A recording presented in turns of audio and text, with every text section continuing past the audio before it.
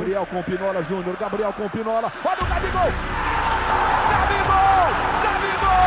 Gabigol! Olha a virada, Gabriel! Incrível! Incrível! Toca a música, é gol do Mengão! Olha o Gabigol, dominou, entrou na área, bola na saída, Gabigol emendou, é bicampeão! É bicampeão! Explode comigo! Arrebenta, Mengão! Arrebenta, Mengão! Arrebenta, Mengão! Salve, rubro-negros, como é que vocês estão? Mais um episódio na área do Monólogo Rubro-Negro. E hoje um episódio com um pouco de diferença em relação ao que eu penso do Flamengo para esse campeonato. Felizmente, né, essa diferença, porque a partida de hoje contra o Palmeiras me deixou com outros olhos. Que eu falei no episódio passado, um 2-0 bem jogado, um 2-0 que mostra um time em cima, um time criando jogadas, é melhor que um 3-0 com 2 gols achados. Na verdade, vitória é vitória, mas esse jogo mostrou que o Flamengo tá de novo na disputa. Eu falei também no episódio passado que o Flamengo tomava muitos gols porque isso começava desde lá do ataque, dos jogadores do meio campo, na verdade. Os jogadores não faziam as suas funções táticas corretamente, davam muita abertura, os jogadores do meio campo pensam um pouco mais, têm uma liberdade maior para poder criar jogadas, e aí a bola chega na defesa com facilidade. Uma bola que está na defesa com facilidade, uma bola que está vulnerável para poder entrar no gol. Então eu vi que no jogo de hoje contra o Palmeiras foi tudo diferente. Os jogadores realmente estavam fungando o cangote dos meio-campistas do Palmeiras, não estava andando espaço, os jogadores estavam pilhados. Eu assim, não participou de nenhum dos 2 gols, mas eu nunca vi o Gabigol tão pilhado igual ele estava pilhado no jogo de hoje. Ele corria para trás da bola e não deixava os caras sair. Teve um lance que foi a bola estava na lateral esquerda no ataque do Palmeiras com o Vina, e o Gabigol foi lá do ataque, ele saiu e foi, porque o Vina conseguiu limpar, se eu não me engano, o Everton Ribeiro, o Gabigol foi para dar a cobertura. Ele conseguiu limpar o Gabigol, mas o cara saiu lá do ataque, então assim, foi correria, os caras correndo atrás. Outra ótima partida do Diego. Eduardo, eu acho que o Diego ele não joga na função dele depois de 2017, na melhor função que ele pode exercer. Eu acho que o Diego ele rende mais como aquele homem que está na frente da área, ali na meia-lua. É aquele cara que vai receber a bola para finalizar, aquele cara que vai dar um chute de meia distância, é aquele cara que vai limpar um zagueiro para poder chutar para o gol. Eu acho que essa é a função que o Diego pode exercer melhor, e a função de origem dele. Eu acho que ele está jogando muito bem nessas últimas partidas, mas eu ainda acho que a função dele ali no início da área seria uma função que ele exerceria com mais eficiência e brilhantismo do que armando jogadas e saindo com a bola. Eu acho que ele, em vez de sair com a bola, dar o passe, ele é o cara que tem que receber a bola e finalizar. Mas tá jogando muito. Uma partida muito monstra também do Felipe Luiz. Gostei muito, muito seguro. Então, é o que falei, ele é um craque. E isso mostra o que eu falei no episódio passado, que a mudança de comportamento na equipe do Flamengo faz o time jogar totalmente melhor. Esse comportamento lá do meio campo, pressionando os jogadores e não deixando a bola chegar na defesa com tanta facilidade faz como consequência o time jogar melhor. Tudo bem, tivemos um gramado excelente no Mané Garrincha. O time do Flamengo se favorece de gramados bons, porque é um time que joga com a bola nos pés. E um efeito disso é que no início do jogo, quando não estava pressionando, o Gabriel Menino achou um espaço, porque não tinha ninguém em cima dele, com uma visão muito boa, absurda, que ele deu um chamado facão pro Vina, e o Vina fez aquele cruzamento que o William perdeu o gol embaixo da trave. E foi a única chance do Palmeiras real no primeiro tempo, que foi essa daí, porque a equipe do Flamengo ainda não estava pressionando. E aí é normal, início de jogo, ainda se encontrarem os jogadores. E quando passou aos jogadores do meio campo se acertarem, o Palmeiras não criou mais nenhuma chance. Teve um chute do Danilo de fora da área e mais nenhuma. E isso reforça porque todo mundo ficou preocupado quando o Gustavo Henrique entrou no lugar do Rodrigo Caio, que saiu machucado. Todo mundo ficou inseguro quando o Gustavo Henrique entrou no lugar do Rodrigo Caio. A gente já estava com o Arão na zaga, que não é a função dele. E aí entra o Gustavo Henrique, tão criticado pela gente. E é mais uma prova de que uma zaga em que a bola não está lá perto é uma zaga com menos probabilidade de tomar gol. É óbvio isso. E, consequentemente, o Gustavo Henrique fez uma bela atuação. Ele fez uma ótima atuação. Ganhou pelo alto. No ataque ele quase fez um gol. Ele só tirou um pouco demais do Everton, mas quase fez um gol. Ganhou jogadas pelo alto. Teve uma pequena falha dele lá, que é o problema dele, que eu não consigo ver solução, que é a questão da movimentação dele. Eu até comentei que o Gustavo Henrique, o corpo dele, parece que ele movimenta mais devagar, talvez pela estatura, não sei. E aí, quando ele vai dar o bote, ou ele vai dar o passo, o jogador já dá um tapa na frente. E aí é quando ele faz uma falta, ou quando o jogador escapa dele, ele não consegue mais recuperar.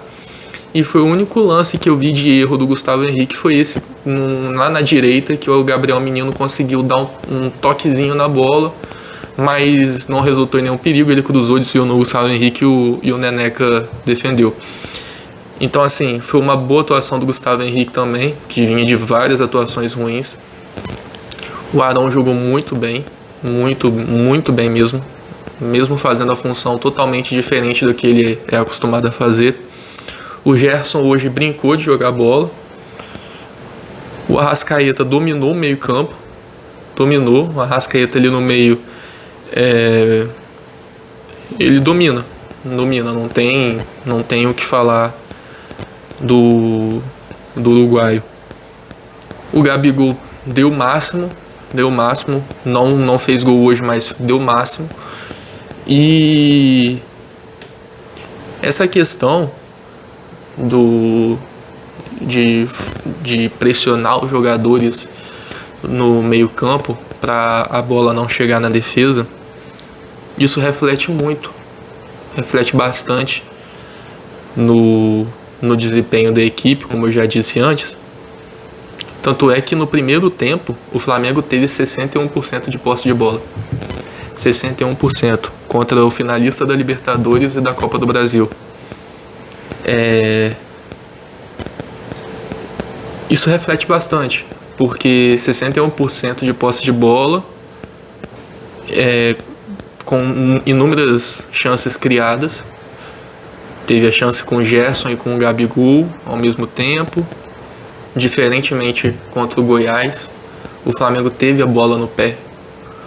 A bola do Flamengo teve objetividade nesse jogo. E, consequentemente, né, a posse de bola diminuiu no segundo tempo devido ao Palmeiras estar buscando o gol e o Flamengo se defendeu um pouquinho mais, mas mesmo assim não abriu mão de atacar.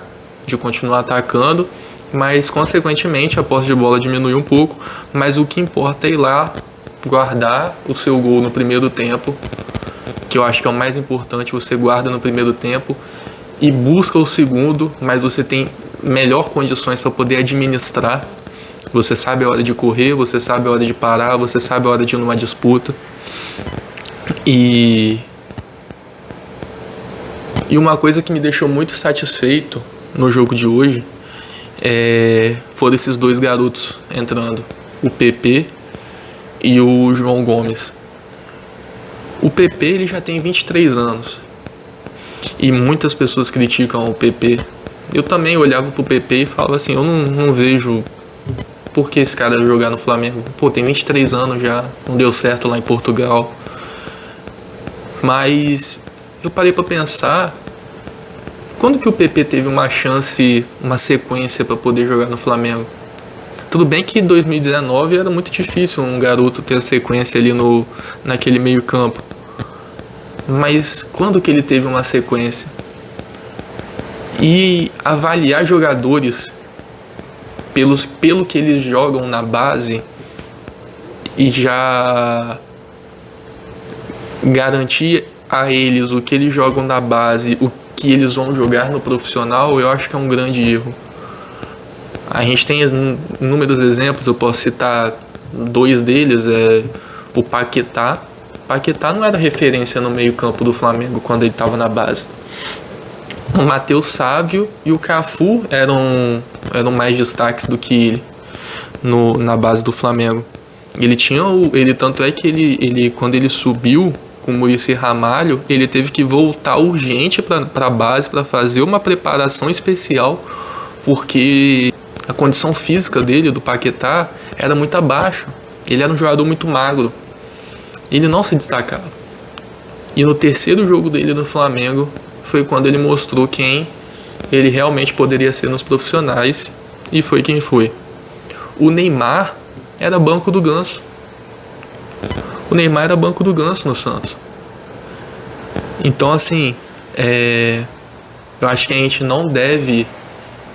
Outro caso também é o do Ramon, que eu tanto defendo, que eu tanto gosto, que é o nosso lateral esquerdo da base, e que provavelmente vai ser, finalmente, se o Rogério Ceni... Aí eu acho que o Rogério Ceni vai estar de teimosia se isso não acontecer.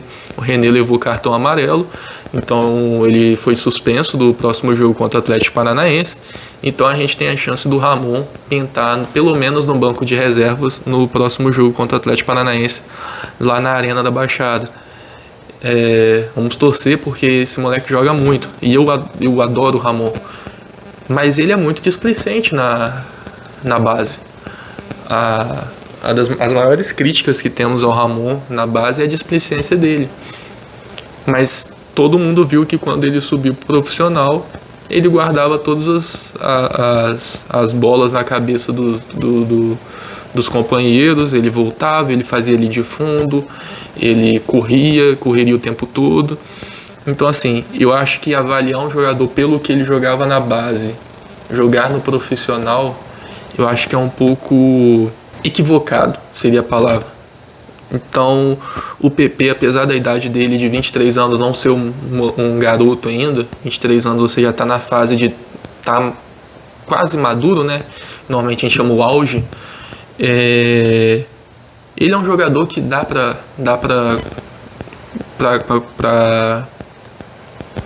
ser reserva. Todas as vezes que ele entrou esse ano no time do Flamengo, ele não comprometeu em nenhum jogo. Não vi o PP comprometendo em nenhum jogo. E ele está mostrando uma coisa que poucos garotos mostram, que é, ele e o João Gomes no caso, que é a personalidade. Os dois, quando pegam na bola, eles sabem o que eles vão fazer. Eles pegam, botam a mão no peito, a bola tá comigo, levanta a cabeça e sabe o que vai fazer. O João Gomes, com 19 anos, ele entra ali, eu fico tranquilo. Ele não substitui a altura, o Arão e o Gerson, até porque a função do João Gomes é um pouco mais defensiva do que a de ambos, mas é um garoto que está mostrando personalidade. Então, Eu fico muito contente de ver esses jogadores subindo. E é uma coisa que eu vi também comentando hoje, que a torcida do Flamengo, ela sempre espera que saia da base o novo Zico, o novo Leandro, o novo Júnior. E não é sempre assim. Os garotos têm costume de ser totalmente ter altos e baixos. Não são inconsistentes. Eles têm uma oscilação muito grande. O Nathan subiu jogando absurdamente. Você não viu o Nathan errando. Outro moleque que tem uma puta personalidade. Você não viu o Nathan errando nos primeiros jogos dele. E aí ele mostrou essa inconsistência. Alguns erros bobos. E que com certeza, se consertados, vai se tornar um grande zagueiro. Então a gente tem essa mania de achar que sair da base do Flamengo tem que sair um Zico, tem que sair um novo Leandro. Mas são jogadores que são muito bons e não tem nada para comprometer.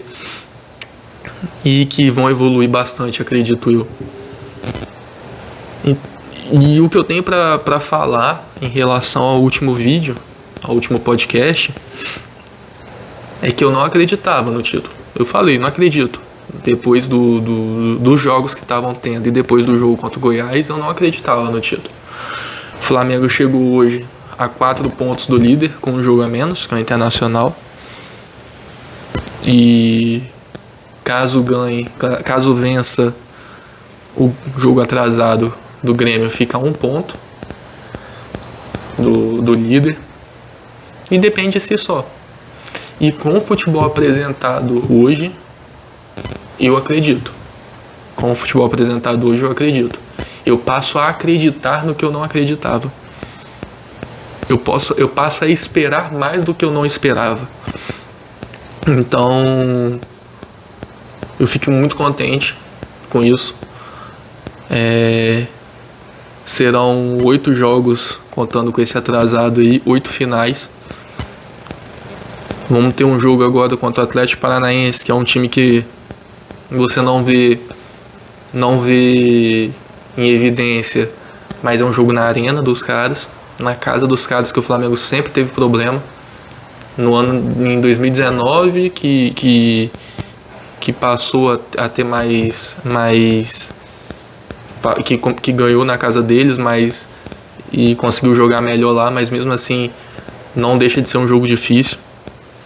Então, até o time que não está em evidência, que poderia ser uma garantia de 3 pontos para a gente, jogando um futebol que não precisa ser tão competitivo, igual você jogasse com os times do G6, ainda assim vai preocupar pelo fator casa. Então, vão ser 8 jogos aí, 8 finais. Vamos ter confrontos diretos com o Internacional, com o São Paulo, com o Grêmio. E hoje eu passo a ter mais confiança no Flamengo, a acreditar mais no Flamengo, acreditar que pode brigar pelo título. E é esse aí que eu tenho para falar hoje, do jogo de hoje contra o Palmeiras. Gostei muito da entrega do time, dos jogadores. Gostei muito da energia. Eu vi o vídeo do Flamengo, que postou no Instagram, dos jogadores no vestiário pós-jogo. Uma energia absurda. Os caras gritando, comemorando, cantando, pulando, Arão pulando, Arrascaeta pulando. Então, assim, essa energia emociona a gente. Mostra que os jogadores estão empenhados, que os jogadores estão com vontade de ganhar. Espero que o Flamengo mantenha esse nível disso pra cima. Pode jogar melhor do que hoje? Pode. O time sempre pode evoluir. Mas jogando o que jogou hoje, já mostra uma evolução muito grande e mostra que o time tá ali, tá na disputa. Então, eu fico por aqui. Espero que tenham gostado desse vídeo. Não deixem de se inscrever no canal. Não deixem de clicar no botão do like, que ajuda bastante. E vejo vocês em breve no próximo episódio. Temos jogo domingo contra o Atlético Paranaense. Então, próximo episódio. E lembrando que estamos também, além daqui no YouTube, nas plataformas de áudio Spotify, Deezer e Google Podcast. Um abração, um beijo e até mais.